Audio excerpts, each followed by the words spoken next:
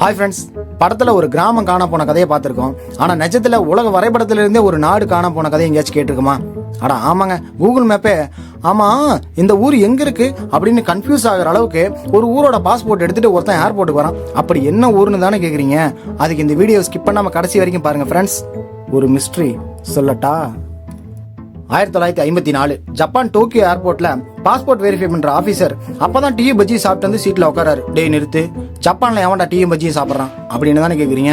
அது நடந்தது என்னமோ ஜப்பானா இருந்தாலும் சொல்றது நம்ம ஊருக்காரன் தானே. ஸோ அவன் டீ பஜ்ஜி தான் சாப்பிட்டான், நான் பார்த்தேன்.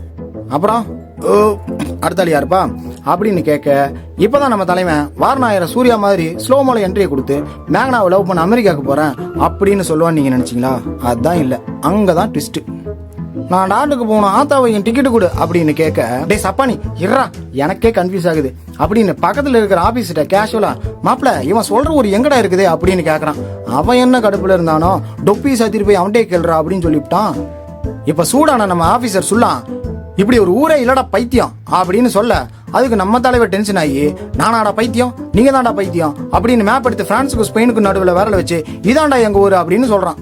உடனே ஹைப்பான நம்ம ஆபீசர் சொல்லலாம், டே சப்பானி அங்க இருக்கிறது அந்தோராடா, நீ எந்த ஊருடா அப்படின்னு கேட்க, உடனே நம்ம தலைவன், டே எங்க ஊர் 1000 வருஷம் பழசுடா, மேப் உங்களை எழுதுனா உங்க இஷ்டத்துக்கு பேர் வச்சுக்குவீங்களா அப்படின்னு சொன்ன உடனே நம்ம ஆபீசர் நம்மளோட கோவக்காரனா இருக்கிறானு, ஒருவேளை அந்த ஊர் உண்மையா இருக்குமோன்னு டவுட் ஆகி குர்ரா பாஸ்போர்ட்டா அப்படின்னு கேக்குறான்.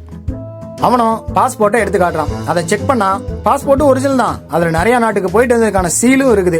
இதுல ஹைலைட் என்னன்னா, ஏற்கனவே நம்மால ஜப்பானுக்கு ஒரு வாட்டி வந்துட்டும் போயிருக்கிறான். அப்ப எவன் சிக்கனான்னு தெரியல. அவன் வச்சிருக்கிற ஐடி கார்டு, கரன்சி எல்லாமே செக் பண்ணி பார்த்துட்டாங்க, எல்லாமே ஒரிஜினல் தான். எங்கனே என்னால நம்ப முடியலையே, இப்ப நான் என்ன செய்வேன் அப்படின்னு அந்த ஆபீசர் கன்ஃபியூஸ் ஆகி, ஒரு நாள் எங்க கெஸ்ட் ஹவுஸ்ல தங்கிட்டு போங்கன்னு சொல்லி 2 போலீஸ் பாதுகாப்போட 10வது மாடியில இருக்கிற ரூம்ல தங்க வைக்கிறாங்க. விடிஞ்சதுக்கு அப்புறம் உள்ள போய் பார்த்தா என்ன நடந்திருக்குன்னு உங்களுக்கு தான் தெரியுமே. Yes correct, all escape. கடைசி வரைக்கும் அவன் எங்க இருந்து வந்தான், எங்க போனான் எதுவுமே தெரியல. இப்ப நீங்க சொல்லுங்க, அந்த ஊர் உண்மையாவே இருக்கா இல்ல அத்திப்பட்டி மாதிரி காணாம போயிடுச்சா? இந்த மாதிரி உலகத்தில் நடந்த பல மிஸ்ட்ரி ஸ்டோரியை உங்களுக்கு பிடிச்ச மாதிரி சொல்ல நம்ம மிஸ்ட்ரி சொல்லட்டா சேனலை சப்ஸ்கிரைப் பண்ணி ஃபாலோ பண்ணிக்கோங்க ஃப்ரெண்ட்ஸ்.